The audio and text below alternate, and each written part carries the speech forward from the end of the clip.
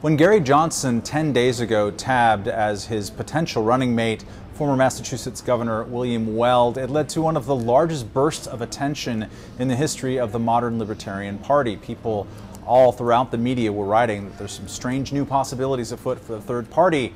What they probably didn't count on was that at the Libertarian Party convention itself, which is ongoing in Orlando, Florida, that pick would be met with a lot more skepticism.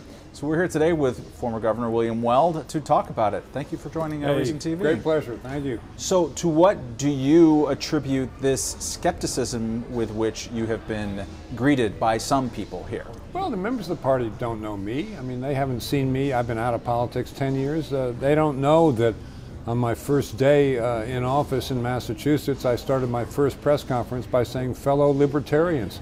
They don't know that in law school, my favorite author was Friedrich Hayek, the author of The Constitution of Liberty and The Road to Serfdom. They don't know that when I was governor, I went to Ed Crane's Cato Institute parties, the annual one in Arizona, virtually every year.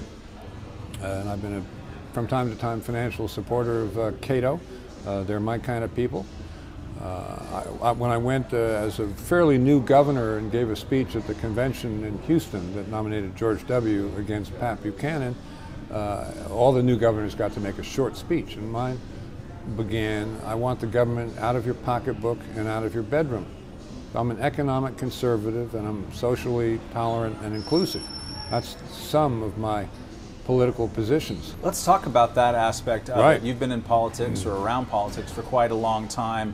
Describe kind of both the ideological opportunity and then the pragmatic opportunity when faced with two candidates like this and two unfavorability kind of ratings like this. Well, I think, and again, nothing's certain, and I'm not assuming Gary and I will be the nominees, but just for the sake of argument, if we were, I think we have an opportunity to run right up the middle, because 40 to 55% of the electorate thinks of themselves as economically conservative and socially tolerant. And that's neither party. The Republicans are not socially tolerant. They want to tell people whether or not they can have an abortion and tell gays and lesbians whether they can get married and live happily ever after, and so on. They want to round up immigrants. This is a nation of immigrants. I'm sorry. You know, anyone who wants to round up the immigrants and build a huge wall has not read a history book in a long time. The most famous wall in the 20th century was the Berlin Wall, which is completely infamous. But we're going to have the Ronald Reagan of Mexico shaking his fist on the other side of the wall saying, Mr. Trump, you know, tear down this wall. And he's going to have to tear it down because we will be on the wrong side of history. In 2006, you almost ran for governor of New York as a libertarian. You eventually withdrew nomination. Some people are upset about that. What has been your relationship with the Libertarian Party, if at all, in the ensuing 10 years? Well, I've admired Gary's embrace of the party and his run in 2012. I mean, I was a finance co-chair for Mitt Romney in New York in that race and in 2008, so I couldn't really cross party lines, so to speak, and endorse Gary, but I told my friends that's a guy you can go vote for and feel proud about. Gary and I were governors together in the late 90s. His first term was my second term, so we had overlap there. You know, I guess I've had a crush on the Libertarian Party from afar. I did have the designation in New York, and I went to them and said, please, please, please. I saw Audrey this afternoon, who actually nominated me from the floor for the Libertarian Party in 2006. But that was a semi-disastrous race. I mean, I crashed and burned as being a carpetbagger, even though I'm actually a native of New York State. But nobody would believe that because I've been governor of Massachusetts. Last night, the vice presidential debate, I've heard a lot from a lot of people on the floor who were very upset that you said that the United States should belong to the United Nations. What does it make you feel like when the party that you want to represent includes a lot of people who think that's crazy? Well, I didn't see that in the platform, which I read in its entirety this afternoon, and I was glad I didn't see it because I travel around the world a lot for client business, and I see a lot of suffering in Africa and Asia, and I do think there are things that the United Nations can be useful for. You know, I'm on board with those who think that NATO is suffering from a case of mission creep, and that's particularly bad for a country like ours that has intervention creep in its recent past. And I agree with Gary and the Libertarian Party. We got to get away from that. No more boots on the ground, no more blood on the soil. And yet you endorse John Kasich. He's a huge interventionist. You hear him talking about foreign policy. He wants to, topple the dictatorship in North Korea and Syria and redline here and punch Russia in the nose there. What were you thinking about endorsing John Kasich in 2016? My relationship with Kasich is on budgetary issues. Newt Gingrich asked me to come to Congress in 1995, right after Newt and those folks had gotten in, to persuade his members they could take tough votes on economic issues and budget issues and still get reelected. And I went down there with John Engler from Michigan, Tommy Thompson from Wisconsin, and we did that successfully. And Kasich was the boy wonder chair of the House Budget Committee that Newt had leapfrogged over 12 other people to become chairman, because he did his own budget every year, and he was the acknowledged master of the budget in the House. And he was a long, cool drink of water, because he knew exactly what had to be done in terms of balancing the budget, as we have done at the state level.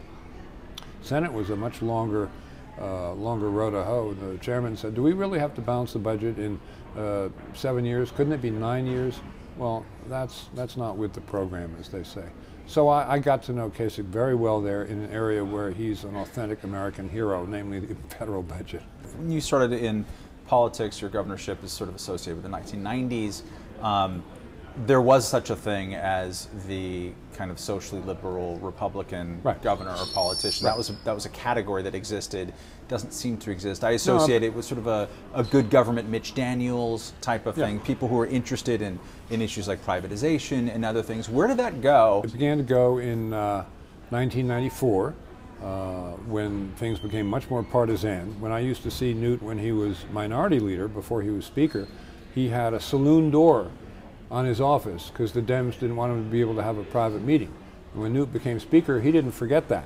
So, the atmosphere became a little bit more pained in both directions. And then you had redistrictings in 1992 and 2002 and 2012 that just drove both parties to the extreme, because they want to protect their own members, so they gerrymander the congressional seats so that no incumbent is going to be defeated. And that means that the only thing an incumbent is scared of is a challenge from the right in the Republican Party or from the left in the Democratic Party. So you get much more extreme members, and many fewer who are interested in compromising in the middle. The effect has not been good for the United States. What has to happen in order for the Libertarian Party ticket to achieve what you imagine to be its highest possible goal? I don't think we're that far away in this of all years. I mean, Gary is polling, Gary Johnson, at 10% all by himself, without any burst of recent publicity.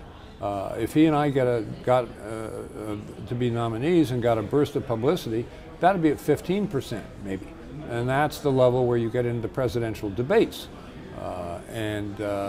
I could go around to my fundraising pals from when I was Pete Wilson's national finance chair, when I was Mitt Romney's finance co-chair in New York, and see if we could attract any angels of libertarian leanings. And some of these guys you wouldn't have to persuade about the Libertarian Party. They lean that way. And they could potentially help to fund either a super PAC or a 501c4, which is another type of account where people can make large contributions. At the same time, I think we should have a Bernie Sanders web-based fundraising operation, because we have an appeal to millennials. So you need a combination of media attention and money in the kitty. And then I think people really have to take us seriously, and we both know what we think, and we can string 2 or 3 sentences together. So then we get into national dialogue, and I think that 20% goes to 25%, and from that point it's Katie bar the door. Because if there are 3 parties there with 2 months to go, or a month and a half to go, or even a month to go, and it's 45, 35, 25, that's too close for the pundits to write anybody off in a crazy year like this. Thank you very much for joining us. For Reason TV, I am Matt Welch.